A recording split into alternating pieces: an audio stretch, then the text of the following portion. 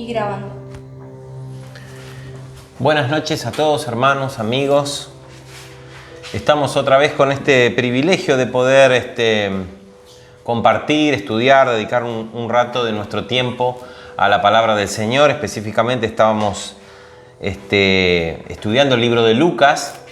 Estábamos en el capítulo 10, a partir del versículo 25, en el pasaje que incluye una parábola muy conocida, llamada la parábola del buen samaritano. Ya habíamos hecho varias consideraciones en las charlas anteriores y hoy trataremos de darle un cierre. Espero que hasta ahora se haya podido aprovechar un poquito más. Hemos hecho un estudio un poquito más profundo de lo que veníamos haciendo el libro de Lucas, como para aprovechar la parábola y también dar un pantallazo de cómo se puede igual de alguna manera siempre profundizar un poquito más y sacarle mayor provecho al pasaje. No quiero hacer un repaso porque si no se me van a ir los minutos. Pueden ver en YouTube las charlas anteriores si es que necesitan recordar o refrescar algún contenido. Ya estábamos directamente en la segunda ronda de preguntas, porque la narración trata justamente de una conversación de tipo teológica entre un intérprete de la ley y Jesús. Había hecho la primera ronda de preguntas, estábamos en la segunda ronda de preguntas que tenía como disparador la pregunta ¿quién es mi prójimo? Porque haciendo referencia a que el segundo mandamiento o el mandamiento más importante también es amarás a tu prójimo como a ti mismo. Entonces el intérprete de la ley dice ¿quién es mi prójimo? Como queriendo autojustificarse. Nosotros nos costaría entender, si es que no hacemos un estudio un poquito más profundo, del significado de esa palabra. ¿Por qué? Porque era una discusión teológica del momento, el tema de quién es y quién no es el prójimo de un judío. Estaba la discusión de si era o no era un prójimo, un prosélito, es decir, alguien que era gentil y se convertía al judaísmo. Un gentil seguramente no era un prójimo. Entonces se interpretaba que el deber de amar y de ayudar al prójimo estaba limitado a básicamente los nacionales, por supuesto, los hijos de tu pueblo, los otros judíos de cualquiera de las tribus estaban obligados a ayudar y asistir, pero no estaban seguros si este mandamiento tenían que hacerlo más allá de ese límite y, por ejemplo, con los prosélitos, como les decía, o con los gentiles. Generalmente se creía que no, que con los gentiles no había obligación de hacer algún tipo de bondad. Bien, entonces la pregunta Jesús la responde con otra pregunta, pero antes de hacer la pregunta, él presenta toda una historia que va a culminar con la pregunta con la cual Jesús contesta a la pregunta del intérprete de la ley. Y esa historia es la famosa parábola. En esa parábola habíamos visto que tenemos tres personajes fundamentales. Un sacerdote, un levita y el tercero un samaritano. Y la parábola es la historia de una persona que camina en un camino peligroso, que se conocía que era peligroso, se sabía peligroso, un camino que va de Jerusalén a Jericó, más o menos de 27-28 kilómetros, donde una persona, un hombre, es asaltado y es absolutamente despojado de todo lo que tiene, inclusive de sus vestimentas, y es dejado tirado inconsciente. Entonces, habíamos visto hasta ahí que todos los detalles que Jesús da, tenemos que prestar atención porque para los oyentes tenía mucha significación. Primero, saben que ese camino era peligroso. Segundo, el hecho de que esté inconsciente, no se podía identificar el hombre de ninguna manera. Jesús no lo hace en la historia y tampoco se puede identificar. Es decir, los otros personajes que Jesús va incluyendo en esta historia tampoco tienen la posibilidad de identificarlo porque no pueden escuchar su dialecto, su manera de hablar, que podía llegar a identificarlo con alguna etnia y saber si era prójimo o no era prójimo, si era un gentil, si era otro judío, si era un samaritano y si era o algún habitante de la región, de qué región era. No tenía ropa, entonces tampoco por las ropas lo podían identificar. Entonces, ¿le hacemos bien o no le hacemos bien? ¿Es nuestro prójimo o no es nuestro prójimo? Entonces, ese es el detalle que tenemos que tener en cuenta. Al incluir al sacerdote, Jesús está incorporando a la historia una persona que representaba a la religión judía, la máxima autoridad de la religión judía, la casta sacerdotal, era la élite, es decir, la clase alta de la sociedad de esa época. Era gente normalmente pudiente, que tenía recursos, que tenía dinero, y era gente muy respetada y considerada lo más santo que se podía considerar a un ser humano de esa época, dentro de lo que era la religión judía. Después venía una clase, digamos, una segunda clase que eran los levitas. Los sacerdotes eran levitas, de la tribu de Leví, pero para ser sacerdote tenían que ser de la familia de Aarón. El resto de las familias de levitas eran simplemente levitas personas que estaban al servicio del culto del templo, pero no podrían llegar a ser sacerdotes si no descendían de la familia de Aarón. Así que esos descendientes eran considerados una clase especial. Y después decíamos que había un grupo también llamado la Legión de Israel, que eran laicos, que no eran pertenecientes a la tribu de Leví, pero que de alguna manera prestaban algún servicio en el culto. El servicio iba rotando, cada 2 semanas rotaba, y así todos los levitas iban participando durante el año del servicio en el templo en Jerusalén. Así que nos encontramos primero, que ya lo habíamos visto la semana pasada, al sacerdote descendiendo de Jerusalén a Jericó. Y el sacerdote ve a este hombre y pasa de largo. Ya hemos hecho muchas consideraciones porque tenemos que ubicarnos en el contexto en que se desenvolvía un sacerdote. ¿Por qué lo tenemos que hacer nosotros? Porque las personas que estaban escuchando esa parábola sí lo conocían y sí lo entendían. El intérprete de la ley y todos los oyentes que estaban alrededor en ese momento escuchando la historia de Jesús. Entonces, es importante, vuelvo a repetirlo, cuando vemos una parábola, encontrar o tratar de entender y de interpretar cuál era el sentido de todo lo que Jesús decía para el oyente original, el que estaba ahí en ese momento, el contemporáneo de Jesús. Porque eso es lo que Jesús quiso transmitir. Ese era el mensaje, lo que ellos podían interpretar. Entonces, si queremos saber cuál es el mensaje de la parábola, tenemos que tratar de entender qué interpretaron ellos en forma original. Y ellos sí tenían el entendimiento del contexto y en que se desenvolvía el sacerdote. Y el sacerdote tenía un problema legal y ceremonial porque, primero, si el sacerdote ayudaba a uno que no era prójimo, se contaminaba, ¿no? Primero. Es decir, si él ayudaba y ese hombre que no se podía identificar era un gentil, primero no tenía la obligación de hacerlo.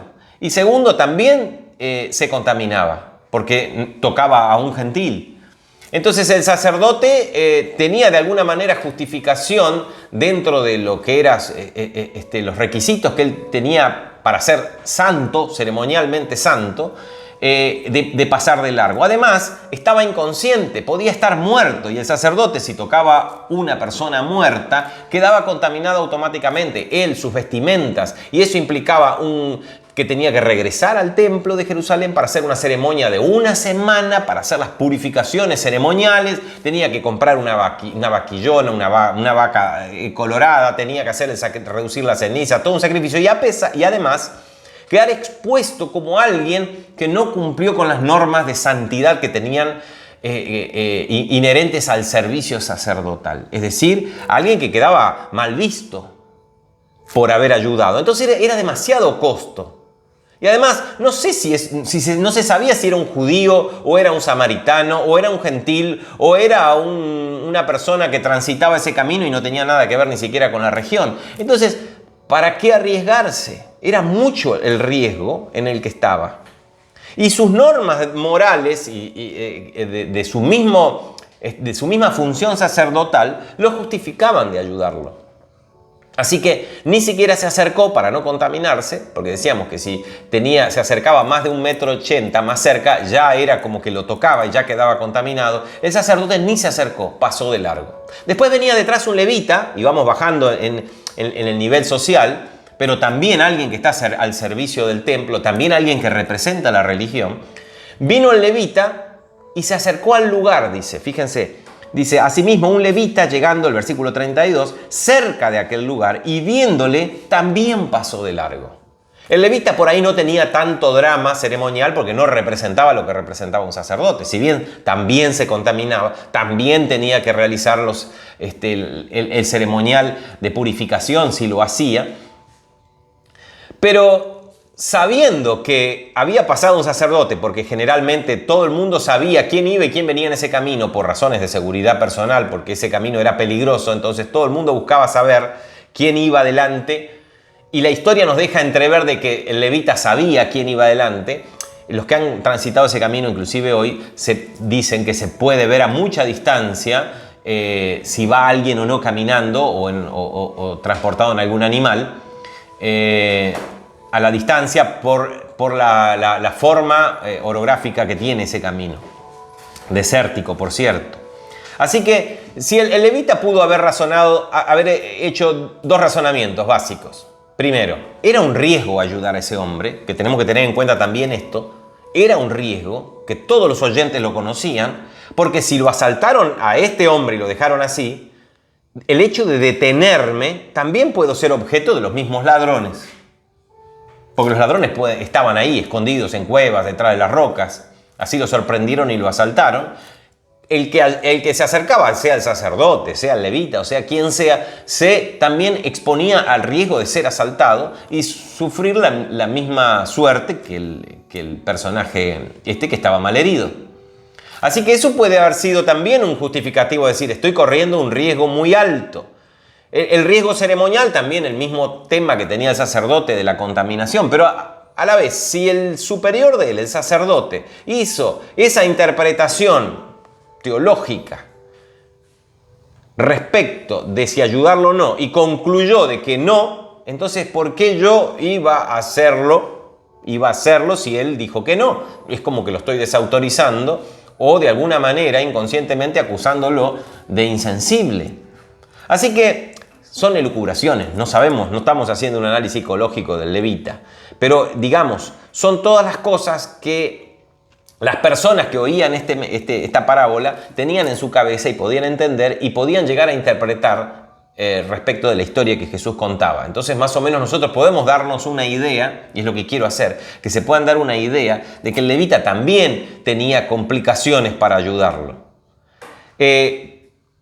Inferimos de que todos venían montados en algún animal, porque si el samaritano lo hacía y Jesús quiere poner a todos en las mismas condiciones de poder ayudarlos, suponemos que el sacerdote no venía caminando, aparte era de clase alta, no vendría caminando, y el levita tampoco vendría caminando, porque todos tenían la misma capacidad de ayudar de la misma forma al hombre este. Bien, entonces, el levita pasa de largo, y ahí Jesús incorpora al tercer personaje. Yo creo que todas las personas que estaban ahí escuchando, inclusive el intérprete de la ley, ya que Jesús venía descendiendo en niveles sociales, bueno, el sacerdote, el levita, después vendría un laico, podría ser un laico de la legión de Israel, de estos que servían en el templo, que también si se terminaba la semana de servicio estarían todos volviendo, podría imaginarse la gente, o algún otro judío noble, ¿no es cierto? Algún otro judío noble que ayuda a otro judío, podría ser. Entonces Jesús incorpora la idea del prójimo o de un judío noble que ayuda a un samaritano, podría ser. Pero Jesús lo hace a propósito y lo hace de manera muy fuerte, muy frontal, porque incorpora como héroe de la historia a un samaritano, persona odiada, si es que odiaban los judíos, era a los samaritanos, porque los samaritanos eran considerados herejes. Y los herejes eran más odiados todavía que un incrédulo o un gentil, como ellos lo llamaban, a un no judío. Fíjense que ¿se acuerdan que yo les había hablado en estos libros deuterocanónicos que podemos encontrar en una Biblia católica que los tiene? Por ejemplo, en el libro de Eclesiástico yo les había leído el capítulo 12. En el capítulo 50, versículo 27 dice: hay dos naciones. Estoy leyendo la Biblia de Jerusalén, ¿no? Una Biblia de versión católica. Dice: hay dos naciones que mi alma detesta. Esto es un libro deuterocanónico, no es de los canónicos. Por eso este libro no está en la Reina Valera, por ejemplo. Hay dos naciones que mi alma detesta, y la tercera ni siquiera es nación. Los habitantes de la montaña de Seir, es decir, Seir, el monte de Seir estaba al sur del Mar Muerto, es decir, donde estaba Edom. Los filisteos, que estaban en la costa del Mediterráneo, y el pueblo necio que mora en Siquem. El pueblo necio, los que moraban en Siquem, eran los samaritanos. Este libro eclesiástico se escribió 200 años antes de Cristo. O sea, fíjense, dos cosas le atribuyen a Dios: el odio, detesta el odio hacia los judíos. Y había, inclusive, había un Mishnah, ¿se acuerdan que les dije que era un compendio de interpretaciones de las leyes judías, de las costumbres religiosas y las codificaciones que ellos hacían respecto de todo el ceremonial? Por ejemplo, en el Shevit 8:10 dice que el que come el pan de los samaritanos es como aquel que come carne de cerdo.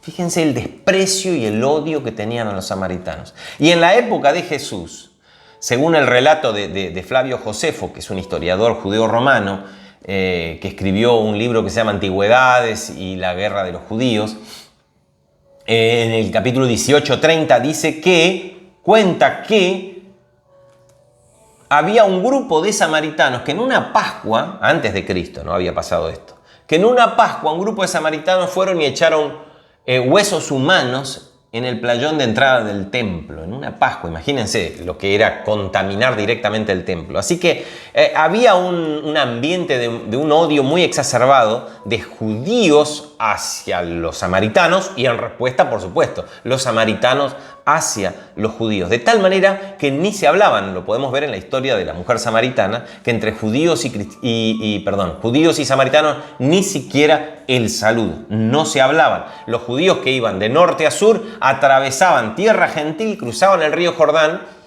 para no cruzar por tierra de samaritanos. El odio era terrible. ¿Y Jesús qué hace? Incorpora al samaritano como un héroe. Se va rapidísimo el tiempo, ¿no? Pero bueno, a ver si podemos avanzar. Dice que este samaritano iba de camino, se acercó a él. El sacerdote pasó de largo, el levita se acercó al lugar, pero este se acercó a él, quiere decir que lo tocó, lo verificó que estaba vivo todavía, porque estaba inconsciente, y viéndole en la situación en que estaba, dice que fue movido a misericordia. Y las palabras que utiliza el original es como que se le conmovieron las entrañas. Y presten atención a este detalle porque no está ningún detalle acá, está puesto al azar.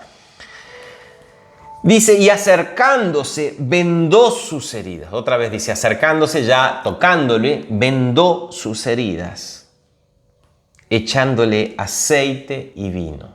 El vino se usaba para desinfectar y el aceite era como una pomada, suavizar, calmar el dolor de las heridas, ¿no? Y poniéndole en su cabalgadura, lo llevó al mesón y cuidó de él. Tenemos que tener en cuenta, otra vez, repetir un par de detalles. El samaritano, sí, al detenerse a ayudarlo a este hombre, primero, los samaritanos también tenían como libro sagrado los primeros 5 libros de la Biblia, conocidos como la Torá o el Pentateuco para nosotros.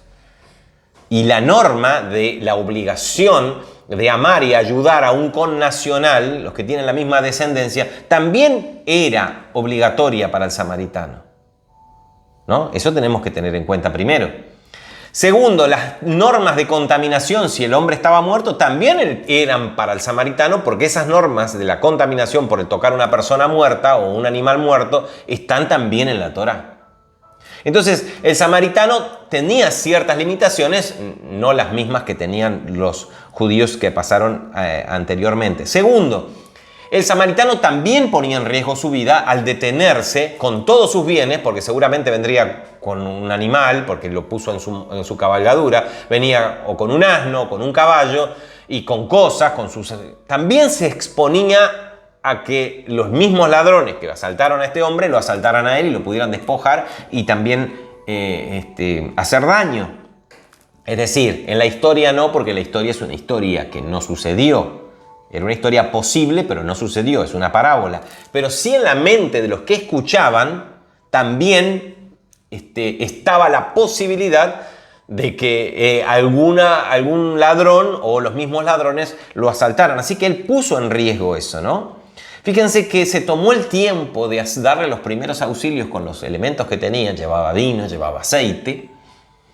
Y lo subió en su cabalgadura. No sabemos si tenía otro asno y lo puso en otro asno y él lo remolcó, o si él iba caminando delante, porque eso en Medio Oriente es considerado un trabajo para sirvientes. El que va en la cabalgadura es el señor, el dueño o el que tiene mayor rango, y el que tiene menor rango es el que lleva y guía el animal hacia el lugar. O sea, Jesús está poniendo toda una cantidad de detalles que tenemos que tener en cuenta respecto de esta acción del samaritano y por qué es un samaritano el que hace todas estas cosas, ¿no? Entonces fue movido a misericordia y esa misericordia lo movió a dar los primeros auxilios, y no solamente eso, sino que lo puso en la cabalgadura y lo llevó al mesón. Ese es un camino desierto, así que lo llevó hasta Jericó o hasta donde había una aldea, la aldea más cercana, y cuidó de él. Saben que había un tercer detalle que tenemos que mencionar. Siempre en Medio Oriente existía la ley del talión. Inclusive la ley de Moisés, de alguna manera, reglamenta esa famosa ley del talión. Ojo por ojo, diente por diente, brazo por brazo, vida por vida. Siempre estaba la venganza de alguien que hizo un daño. Y si no se encontraba al que hizo el daño, la venganza recaía en alguien cercano, un familiar, un amigo, un pariente. Entonces también había otro tema. Dejarse ver con un herido así podía también ponerse en riesgo de ser acusado él de ser el autor y tener sufrir alguna represalia. Entonces también él estaba poniéndose en riesgo en el hecho, porque él podría haber, fíjense que dice, y cuidó de él, lo llevó al mesón y cuidó de él. Él podría haber llevado al mesón, dejado en la puerta y se iba para no identificarse, para que nadie lo pueda identificar. Pero Jesús pone este detalle, dice, y cuidó de él. Todos vieron que este samaritano entró con este hombre. Y no entró a un hospital, entró a un mesón, una posada, que no era un lugar muy donde iba la gente de bien. Era un lugar donde iba cualquier persona y no era un lugar seguro. Todo el mundo podía verlo. Sin embargo, no se cuidó de eso. Porque el amor que él estaba demostrando, esa misericordia que él estaba demostrando, no hizo que él no prestara atención al dinero que estaba gastando, a las cosas propias que estaban gastando, a que tuvo que tal vez ir caminando, llevando y deshonrándose a sí mismo, porque él era el dueño de esas cosas y no este hombre, al hecho de que él estaba haciendo un bien a un absoluto desconocido, y sin embargo lo hizo y se mostró delante de todos. Dice que cuidó de él toda la noche, así que pudo haber despertado este hombre, tuvo tiempo de haber despertado de su inconsciencia, de haberlo visto, cuidó de él. Otro día al partir, cuando se iban, como el hombre no estaba recuperado, no podía irse todavía, sacó 2 denarios y los dio al mesonero, al dueño del lugar, el que administraba el lugar, y le dijo, cuídamele y todo lo que gastes de más, yo te lo pagaré cuando regrese. Dale alimento, dale todo lo que necesite. Y yo cuando vuelva, yo te lo pagaré. Y fíjense otro detalle. Este samaritano, si hubiera sido él un judío, podría reclamarle a otro judío, y este hombre era un judío, como así lo podemos presumir por la historia, este hombre tendría que devolverle todo ese dinero cuando se recuperara. Era una deuda que quedaba. Pero en este caso el samaritano sabía que no iba a recuperar nada. No había rescate absoluto para él. O sea que